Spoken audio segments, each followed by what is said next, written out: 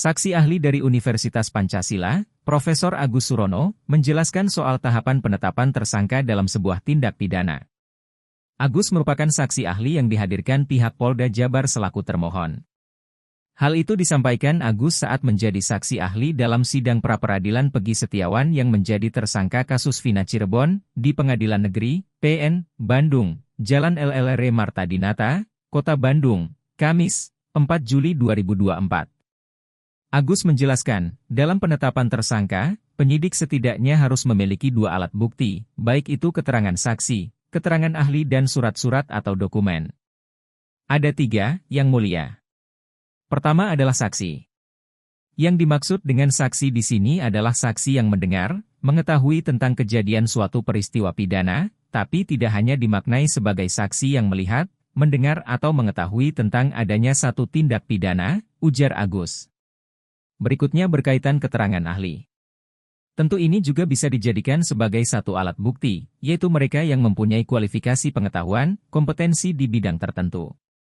Lalu bagaimana dengan alat bukti surat? Di pasal 187 KUHP seperti yang sudah saya jelaskan, masing-masing bisa dikualifikasi sebagai alat bukti, ucapnya. Jika 2 dari 3 alat bukti itu sudah terpenuhi, kata dia, maka penetapan tersangka itu dapat dikatakan sah menurut hukum. Dalam kasus ini, penyidik di Treskrimum Polda Jabar mengeklaim telah memiliki sejumlah alat bukti berupa surat-surat, keterangan saksi, dan ahli serta hasil visum terhadap korban saat menetapkan Pegi sebagai tersangka pembunuhan Vina dan Eki di Cirebon pada 2016. Kasus Vina Cirebon merupakan peristiwa berdarah yang menimpa Vina, 16 tahun, dan kekasihnya, Eki, pada 27 Agustus 2016. Keduanya ditemukan di Jembatan Talun, Kabupaten Cirebon. Saat ditemukan, Vina masih hidup, sedangkan Eki sudah meninggal. Awalnya, kasus ini dikategorikan sebagai kecelakaan tunggal. Namun, berdasarkan penyelidikan lebih lanjut, Vina dan Eki merupakan korban penganiayaan yang dilakukan geng motor. Mohon izin Yang Mulia, jadi memang di dalam kaitannya dengan akun Facebook itu memang bisa saja dikualifikasi sebagai alat bukti Yang Mulia, namun tidak masuk dalam kategori alat bukti surat, tapi ini bisa dijadikan sebagai petunjuk, meskipun nanti akan dikonfirmasi lagi dalam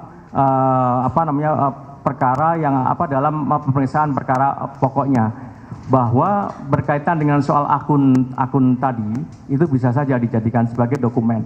Nah, ketika kemudian akun Facebook itu nanti terkonfirmasi ya atau terverifikasi oleh ahli yang berkaitan dengan digital forensik misalkan, maka itu bisa saja sebagai dokumen atau informasi yang sifatnya elektronik.